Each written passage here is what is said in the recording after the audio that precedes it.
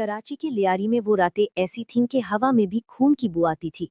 हर गली में सिर्फ दो चीजें राज करती थी, डर और खामोशी। और उसी खामोशी के बीच एक जूस की टपरी के पीछे रहता था हमजा अली।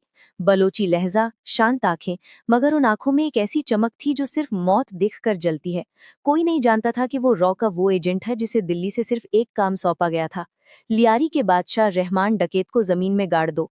वो रहमान जो बलोच भाईचारे की आड़ में आईएसआई को हथियार सप्लाई करता था, जो कश्मीर से लेकर केरल तक खून बहाने का सामान भेजता था। हमजा ने पहला दांव खेला जब उसे खबर मिली कि रहमान का दुश्मन बाबू डकैत उसके दोनों बेटों को मारने वाला है। उस दिन जब गोलियां बरस रही थीं, हमजा ने जानबूझकर छोटे बेटे को तो बचा लिया, मगर बड़े बेटे को मरने दिया। हॉस्पिटल में जब रहमान अपनी औलाद की लाश को सीने से चिपकाकर रो रहा था, उसकी आंखों से आंसू नहीं, खून टपक रहा था। हमजा उसके सामने जमीन पर बैठकर डॉक्टरों के पांव पकड़कर गिड़गिड़ाता रहा, रोता रहा।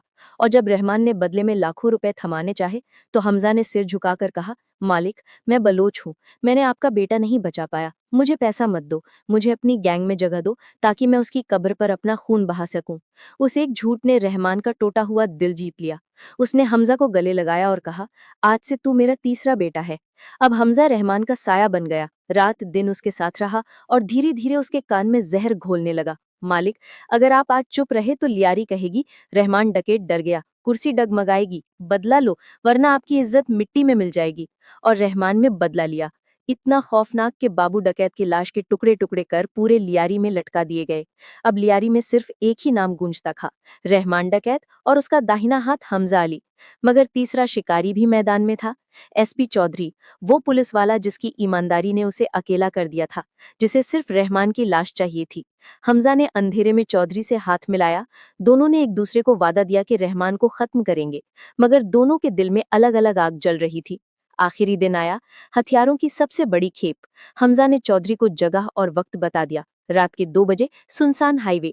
दोनों एक ही काली लैंड क्रूजर में थे। रहमान के पास AK-47 थी, ग्रेनेड थे, मगर उसके बगल में बैठा उसका तीसरा बेटा उससे ज्यादा खतरनाक था। अचानक रहमान ने सिगरेट की लौ से हमजा का चेहरा देखा और उसकी आंखों में कुछ टूटता हुआ महसूस किया। उसने धीरे से पूछा, हमजा बेटा, तो सच में मेरा है ना? हमजा ने मुस्कुराते हुए कहा, मालिक, आपने मुझे बेटा बनाया, मैं आपका खून हूँ।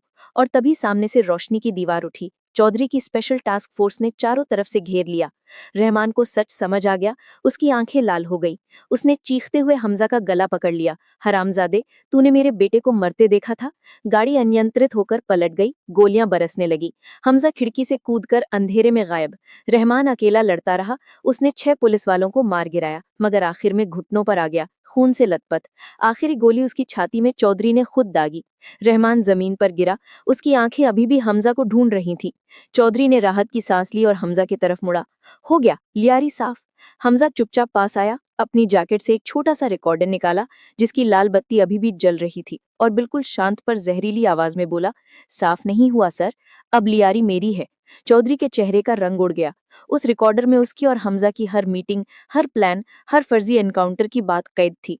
हमजा ने आखिरी चेतावनी दी, आपने रहमान को मारा, बहुत अच्छा किया, अब आप मेरे लिए काम करेंगे, वरना कल सुबह ये रिकॉर्डिंग इस्लामाबाद से लेकर दिल्ली तक पहुंच जाएगी। और उस रात लियारी का नया बादशाह पैदा हुआ, वो हमजा अली, जिसे भारत ने सिर्फ एक दुश्मन को मारने भेजा था। उसने दुश्मन को मारा नहीं, उसके पूरे साम्राज्य को हड़प लिया। और उसने एक मैसेज टाइप किया जो दिल्ली पहुंचा, सिर्फ 3 शब्द, मिशन अकम्प्लिश्ड परमानेंटली।